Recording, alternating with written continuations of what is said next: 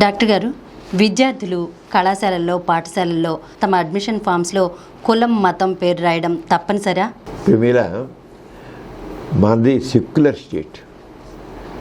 దీంట్లో యాక్చువల్గా ఇక్కడ కుల ప్రమేయం మత ప్రమేయం లేకుండా ఉండే ఎవరి ఐచ్ఛికం, ఫ్రీడమ్ ఆఫ్ రిలీజియన్ అని కూడా ఉందనుకుంది.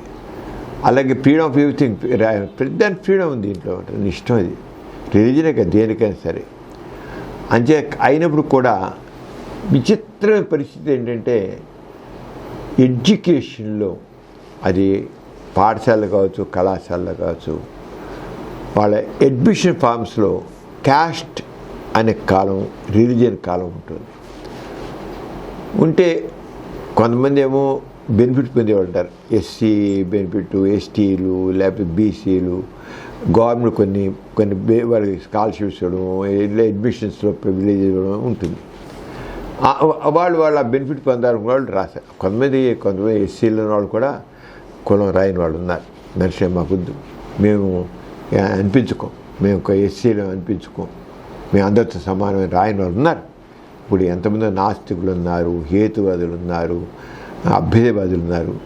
వాళ్ళ పిల్లల్ని కళాశాలలో పాఠశాలలో చేర్చేవాడు కానీ లేదా కాలేజీలో చెప్పేసేవాడు కానీ మాకు లేదు, కులం లేదు, మతం లేదు, మేము రాయం అంటారు. అక్కడ గొడవ వస్తుంది, చాలా వస్తుంది.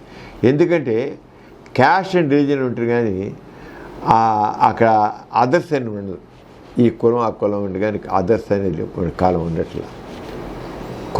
కులం చేత మీరు వేయడం మీరు కులం రాయండి, అక్కడ మతం రాయండి అని అంటున్నారు. ఆయన సాధారణంగా ఇప్పుడు ఏం చేశారంటే కొన్ని స్కూల్స్లో వాటిలోనూ మామూలుగా మీకు బెనిఫిట్ ఉన్నవాళ్ళు రాసుకోండి, తక్కిన వాళ్ళు మీ ఇష్టం రాసి రాయండి అని వీళ్ళు అంటున్నారు.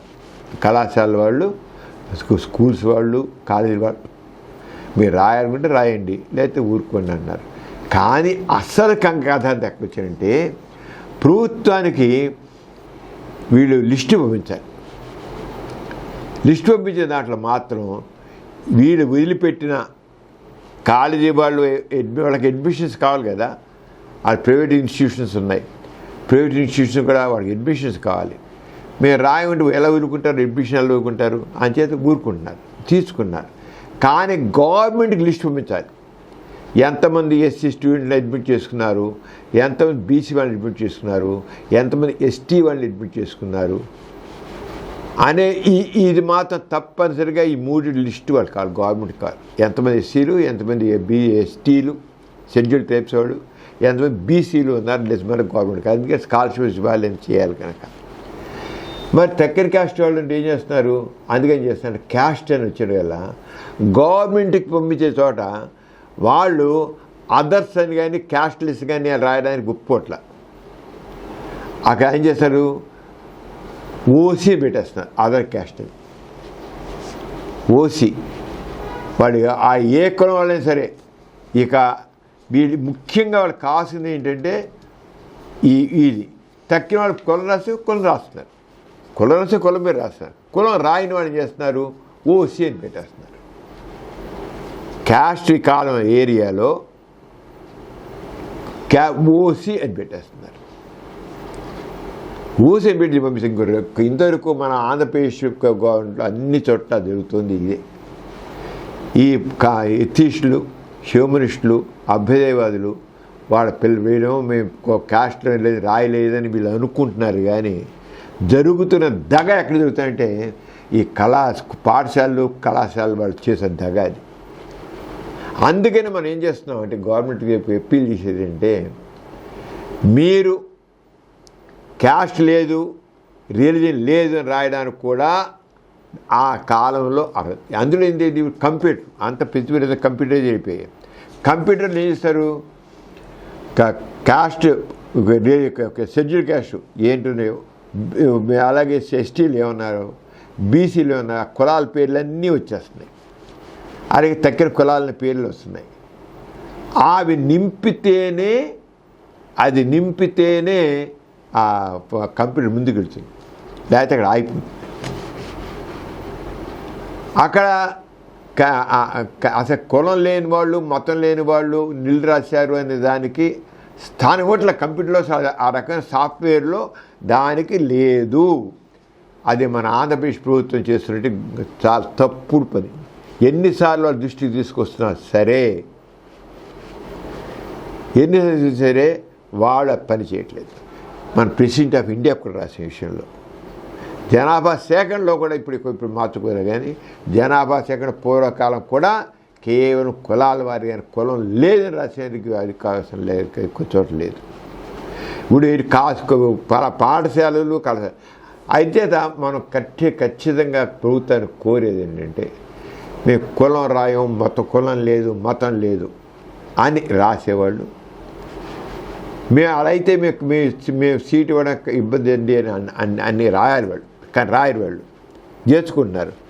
చేర్చుకుని ఏం చేస్తున్నారంటే దగా ఓసి అని రాసేస్తున్నారు.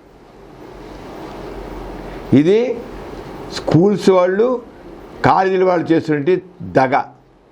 ప్రభుత్వం ఆ దగానే ఇచ్చేస్తుంది, ఒప్పుకుంటుంది. ఇది పనికిరాదు. క్యాస్ట్లెస్ ఎంతమంది ఉన్నారు, రిలీజియన్లెస్ ఎంతమంది ఉన్నారు అనేది కావాలి.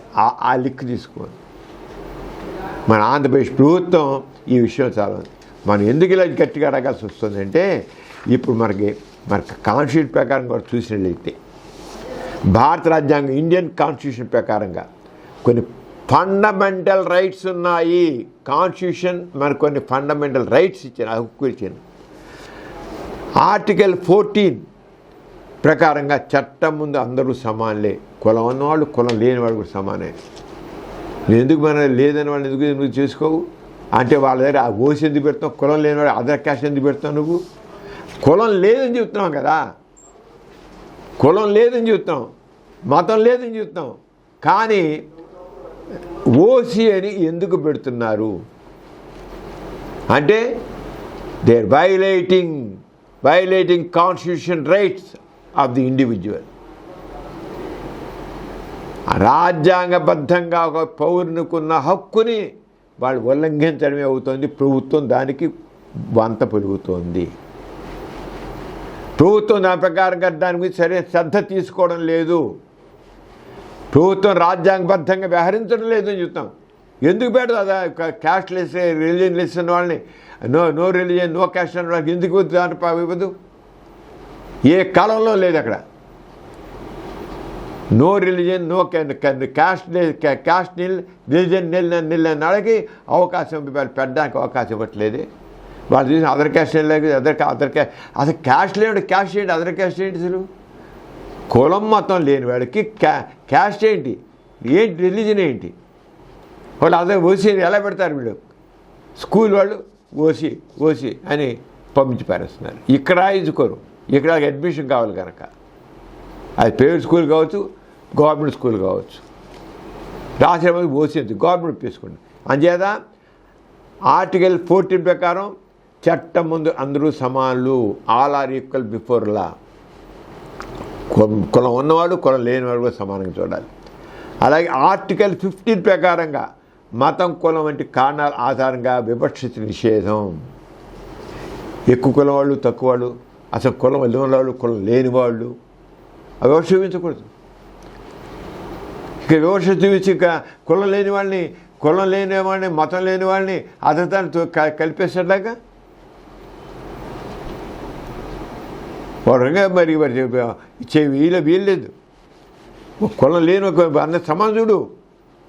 అదే ఆర్టికల్ 15 ప్రకారంగా కులం లేని వాళ్ళని మతం లేని వాళ్ళని నువ్వు తప్పకుండా లేదు చూపించాల్సింది. వీళ్ళైతే విపక్ష చూపించి వాళ్ళని తీసి దాంట్లో కలిపేసుకుంటున్నావు నువ్వు. అలాగే ఆర్టికల్ 21A విద్యా హక్కు, రైట్ టు ఎడ్యుకేషన్ ఉంది. ఆర్టికల్ 21Aలో రైట్ టు ఎడ్యుకేషన్. కులం ఉన్నా కులం లేకపోయినా, మతం ఉన్నా మతం లేకపోయినా చదువుకునే హక్కు ఉంది. నువ్వు అదే బేసులో నువ్వు రాయడానికి వీలదేయా, నువ్వు గవర్నమెంట్ పంపించే దానికి రాయడానికి వీలు లేదు అంటే నేను మాకు కుదరదు అంటారు వాళ్ళు. కొంత తెలుసు వీళ్ళు చేస్తున్నారని, అదర్ క్యాస్ట్లో ఓసీలు పడేస్తాను తెలుసు వాళ్ళకి. నువ్వు వీళ్ళు రాయడానికి వీలు లేదని అడిగితే అయితే మీకు మేము స్కూల్లో చేర్చుకోలేమని చెప్తున్నారు. స్కూల్లో చేర్చుకోలేవుతున్నారు, కుదరదు అంటున్నారు, అది సాధ్యం కాదంటున్నారు. అంటే you are denying the right of the education. చదువుకునే హక్కుని నువ్వు నిరాకరిస్తున్నావు. ఫండమెంటల్ రైట్ ఏంటి? విద్యా హక్కు. Article 20A. ఆర్టికల్ 25 మనస్సాక్షి స్వేచ్ఛ, కన్సైన్స్. నాకు లేదని లేదు చెప్పడానికి అర్హత ఉండాలి. నాకు కులం లేదు, మతం లేదు చెప్పడానికి కన్సైన్స్. మనస్సాక్షి, నా మనస్సాక్షి పైన నా స్వేచ్ఛ ఉంది. నాకు లేదు, నాకు కులం లేదు చెప్పడానికి, మతం లేదని చెప్పడానికి స్వేచ్ఛ ఉంది. నువ్వు డినై చేసేస్తున్నావు. నువ్వు గవర్నమెంట్ వరకు డినై చేస్తుంది. ఆర్టికల్ 25 మనస్సాక్షి. ఇందులో ఏ మతాన్ని అనుసరించకుండా ఉండే స్వేచ్ఛ కూడా అంతర్భాగమే. కులం ఉంది చెప్పుకోవడానికి ఎంత రైట్ ఉందో కులం లేదని, మతం ఉంది చెప్పుకోవడానికి ఎంత చేసిందో మతం లేదు చెప్పడం కూడా అంతే ఎక్కువ. కానీ గవర్నమెంట్ ఏం చేస్తుంది?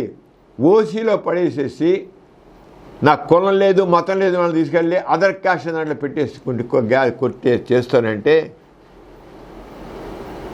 ఆర్టికల్ 25ని అది డినై చేసిన లెక్క. ఎగ్నిస్ట్ కాన్స్టిట్యూషన్ వెళుతున్నట్టు లెక్క. వాళ్ళు ఫండమెంటల్ డ్యూటీ ఆఫ్ ది ఇండివిజువల్ని, పౌరుని యొక్క ప్రాథమిక హక్కుని నిరాకరిస్తున్నట్టు లెక్క. నాకు హక్కు ఉంది, నాకు మత కులం ఉంది చెప్పుకోవడానికి, లేదని చెప్పుకోవడానికి, మతం చెప్పుకోవడం మతం లేదని కాదు.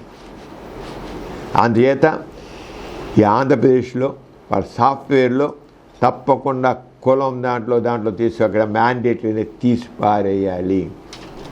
వాళ్ళు మ్యాండేటరీ ఉండబట్టే స్కూల్ వాళ్ళు, కాలేజీ వాళ్ళు మనం లేదని రాసినా వాళ్ళు పంపించే దాంట్లో మాత్రం మ్యాండేటరీని రాశారు, చేస్తారు.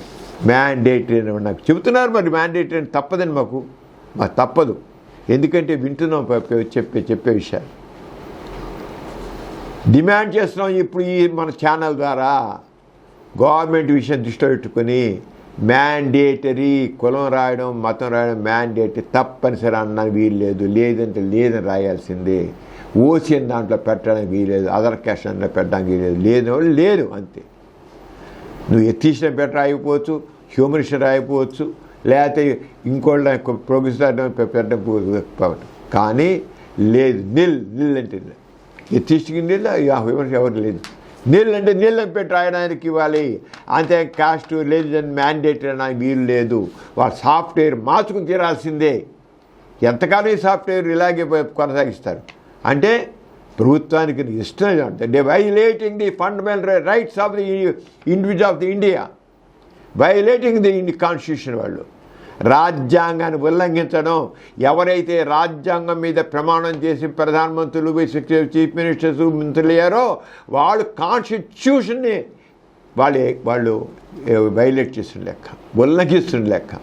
అంచేత చాలా స్ట్రాంగ్గా చెప్తున్నాం, వెంటనే మార్చండి, మ్యాండేటరీని మార్చండి. లేదని రాసినారు, లేదని ఉంచండి. క్యాస్ట్ లేదు, రిలీజన్ లేదు అని రాశారు, అలాగే లేదని రాయండి. ఆ లెక్కే చేయాల్సండి. లేకపోతే ఆంధ్రప్రదేశ్లో కులం లేదు, మతం లేదని లేరని దృష్టి చేయడం. వీళ్ళు ప్రపంచంలో ఇటీవల కాలం చేస్తే 24 పైన 25 మొత్తం తక్కిన దేశాల్లో అంటే మొత్తం ప్రపంచ జనాభాలో 24%, 25% మంది కులం మతం లేదు, మేము దేవుణ్ణి నమ్మని చెబుతున్నారు. వాళ్ళు మనకేం చెబుతున్నారు, మనకు ఆంధ్రప్రదేశ్లో కూడా ఉన్నారు. నాస్తికులు ఉన్నారు, హేతువాదులు ఉన్నారు, అభ్యుదవాదులు ఉన్నారు, కమ్యూనిస్టులు ఉన్నారు. ఎంతమంది కులం మతం లేదని చెప్పేవాళ్ళే. ఎందుకు రాయరు వాళ్ళు అంటే భయం అన్నమాట. ఎక్కడ అభ్యుదయ భావాలు పెరిగిపోతాయో, ఎక్కడ దేవుని కదా ఏదంటారో, ఈ రంగైనా సరే ఆ దాన్ని మనుషుల్ని ప్రతి గుప్పిలో పెట్టుకోవాలనుకుంటున్నారు. అందుకనే ఇక్కడ మేము చూస్తున్నాం, ఈ రోజున ఇప్పటికైనా సరే మీ సాఫ్ట్వేర్ని మార్చండి. సాఫ్ట్వేర్లో వీళ్ళు పాఠశాలలో చెప్పేది ఇలాగే చెప్తున్నారు, కళాశాల చెప్తున్నారంటే మా సాఫ్ట్వేర్లో కుదరట్లేదు, మేము తప్పనిసరిగా నింపి పంపించాల్సిందే. అంచేత అదర్ కాస్ట్ ఈ రెడ్డి అనో కమ్మనో చౌదరి రాయిపోయినా ఓసీ అని పెట్టి మాత్రం పంపిస్తున్నాము అంటున్నారు. ఓసీ అని పెట్టి పంపిస్తామని చెప్తున్నారు. వాట్ ఈస్ దిస్ అంటే ఫండమెంటల్ మనం చెప్పినగా అధికరణం 20 ప్రకారంగా మనం చెప్పిన దానికి విరుద్ధంగా మనసాక్షికి మన కన్సైన్స్ మన మనసాక్షిగా మనం చెప్పిన దాన్ని వాళ్ళు దాంట్లో తీసుకోవట్లేదు. మన కాన్స్టిట్యూషన్ నెంబర్ 25 ఆర్టికల్ 25 ప్రకారంగా మన దాన్ని విరుద్ధంగా వ్యవహరిస్తున్నారు. దేనికోసం గవర్నమెంట్ మ్యాండేటరీ అంది కనుక ఆ మ్యాండేటరీని తీసేయాల్సిందే, ఐచ్ఛికం చేయాల్సిందే. అదే కంప్యూటర్ సాఫ్ట్వేర్లో ఇక తప్పనిసరిగా మార్చవలసిందే. అంచేత నాకు ఏ మతానికి మాకు నన్ను అనే రాయొచ్చు, నో రిలీజన్ రాయొచ్చు, నాట్ డిక్లేర్ రాసుకోవచ్చు, నాట్ అప్లికబుల్ రాసుకోవచ్చు, ఏం పెట్టండి ఒకళ్ళు అలాగా. అంటే పాఠశాల అధికారులు ఏదో ఒక కులం తప్పనిసరిగా ఎంచుకోవాలి చెబితే మాత్రం ఒక పని చేయండి. మీరు ప్రస్తుతానికి మీరు డిఓ దగ్గరికి వెళ్ళి అకార్డింగ్ టు కాన్స్టిట్యూషన్ మాకు రైట్ ఉంది, మీరు తప్పకుండా మాకు కులం రాయం మతం రాయం, మీరు గవర్నమెంట్కి అరంగా పంపించడం వీలు లేదు, మరి మమ్మల్ని ఆయన అడ్మిట్ చేసుకోండి, రైట్ టు ఎడ్యుకేషన్ అని డిఓకి చెప్పండి. లేదా జిల్లా విద్యాశాఖ ప్రధాన లిఖితపూర్వకంగా జిల్లా విద్యాశాఖ డిఓకి రాయండి, అవసరమైతే ఉన్నత విద్యాశాఖ అధికారులు సంప్రదించండి. చివరికి ఏది కోరితే హైకోర్టుకి వెళ్ళండి, కోర్టుకి వెళ్ళి చేశారు. మనకు హైదరాబాద్లో ఒక ఆయన రేషనలిస్టు, వాళ్ళ పిల్లలకి నేను క్యాష్ అండ్ రిలీజన్ రాయను, నాకేం చివరి కోర్టు మీరు ఆ పిల్లలకి ఇప్పుడు ఏం చేస్తే కోర్టు ఏం చేస్తుంది, అందరికీ అప్లై చేయమని చెప్పట్లా, వీళ్ళకి ఎగ్జామ్షన్ ఇవ్వండి అని పెడుతుంది. This is wrong, it's applicable to all. అసలు కాన్స్టిట్యూషన్ ప్రకారం అందరికీ రైట్ ప్రకారం ఎవరైతే కోర్టుకు వెళ్తున్నారో ఆ కోర్టుకు వెళ్ళిన ఆ ఒక్కళ్ళకి మాత్రమే according to constitution fundamental right we are exempted అని అంటున్నారు. ఎంతమంది కోర్టుకు వెళ్ళగలరు, ఎంతమంది రకంగా రైట్ ఉంది? మౌనంగా ఊరుకుంటున్నారు, తెలిసి బాధపడుతూ అభ్యుదయ భావాలని అణగదొక్కేటువంటి పాలసీ ఇది. కావాలని ఇంటెన్షనల్గా సాఫ్ట్వేర్ని ఈ రకంగా తయారు చేస్తున్నారు. అది మార్చుకోండి. ఈ విషయాన్ని రాష్ట్రపతి దృష్టికి వెళ్ళాము, రాష్ట్రపతి ఏమో హోమ్ డిపార్ట్మెంట్ పంపించారు, అక్కడి నుంచి సైలెంట్, ఏం అడిగినా ఇంకా పంపేది లేదు. రాష్ట్రపతిని అడిగితే మేము హోమ్ డిపార్ట్మెంట్ పంపించామన్నారు, ఎడ్యుకేషన్ పంపించాడు, ఇంకేం లేదు. ఇంకా అడిగేవాళ్ళు అడిగినా సరే జాబుల్లో కనీసం ప్రజాప్రతినిధులైనా ఎవరైతే ప్రజాప్రాధాన్యం ఉందో అభ్యుదయవాదులైన వాళ్ళకి పట్టించి గట్టిగా కృషి చేయాలి. ఈ కాలమ్స్లో తప్పనిసరిగా మార్పు రావాలి. ఎందుకే అంటే మన యాటిట్యూడ్స్, మనం కోరేది సమసమాజం. ఒక పక్క కులం పేట దండయాత్రలా, మతం పేట దండయాత్రలా, కులం పెట్టి తిడతారా అని అంటూ మళ్ళీ ఆ కులాన్ని బలిచేస్తారు. కులం బట్టి వేరుగా కులం పేరు పెట్టి తిడతారా, కులం పెట్టి మాట్లాడతారా, ఆ మాటలు మాత్రం చాలా బాగున్నాయి, కానీ ఈ వాతావరణాన్ని వాళ్ళు పెంచడం లేదు. ఇప్పుడు చూసిన ఆంధ్రప్రదేశ్లో నువ్వు ఫలానా కులం వాడవయ్యా, వాడు రౌడీ అయితే అవ్వచ్చు, వాడిని ఎందుకు సపోర్ట్ చేయవు, నువ్వు చెడబుట్టావు కులంలో. ఒక రౌడీని సపోర్ట్ చేయందుకు ఒక ఆయన్ని ప్రభుత్వంలో ఉన్న వాళ్ళనే నువ్వు చెడబుట్టావు లెవెల్లో, నువ్వు పనికిరాని వాడు అని చెప్పి కులంలో చెడబుట్టావు లెవెల్లో మాట్లాడిన వాళ్ళు ఇక కులాన్ని తీసుకొస్తావా అని మళ్ళీ ఇలా మాట్లాడేవాళ్ళు ఇక్కడ కులాన్ని బలోపేతం చేస్తున్నారు. అందుకని చెప్పేది ఏంటంటే ఈ లేదు చివరికి రకంగా చేయండి అంచేది మార్పు తప్పకుండా చేయాలని డిమాండ్ చేస్తున్నాం. అప్పుడే మనకు కోరే సమాజం వస్తుంది, లేకపోతే ఈ రకంగానే ఉంటుంది. అంచేత భారత రాజ్యాంగం ప్రతి వ్యక్తికి మనస్సాక్షి స్వేచ్ఛను, సమానత్వాన్ని, విద్యా హక్కును కల్పించింది. కాబట్టి కేవలం ఓటు, కులం లేదా మతం నమోదు చేయలేదనే కారణంతో విద్యార్థి ప్రవేశం నిరాకరించడం రాజ్యాంగ స్ఫూర్తికి విరుద్ధం అని చెబుతున్నాను. అదే విషయాన్ని మళ్ళీ చెబుతున్నాను, ప్రభుత్వ విషయంలో వెంటనే శ్రద్ధ పెట్టాలి. మేము రాసిన నాస్య కేంద్రం తరఫున మేము రాసిన దానికి అప్యాక చేసిన దానికి తప్పకుండా దాన్ని ఆచరణ పెట్టాలని డిమాండ్ చేస్తున్నాం. ఈ కార్యక్రమం మీకు ఎంతో నచ్చింది కదా. ఇటువంటి మరిన్ని వీడియోల కోసం అనతి కాలంలోనే 21 కోట్ల వ్యూస్ సాధించిన సమరం ఛానల్ సమర్పించు పాజిటివ్ ఎథియిజం తెలుగు ఛానల్కు సబ్స్క్రైబ్ చేయండి, లైక్ చేయండి, మీ ఫ్రెండ్స్కి షేర్ చేయండి. అలాగే ప్రక్కనున్న గంట సింబల్ని ప్రెస్ చేయడం మర్చిపోకండి.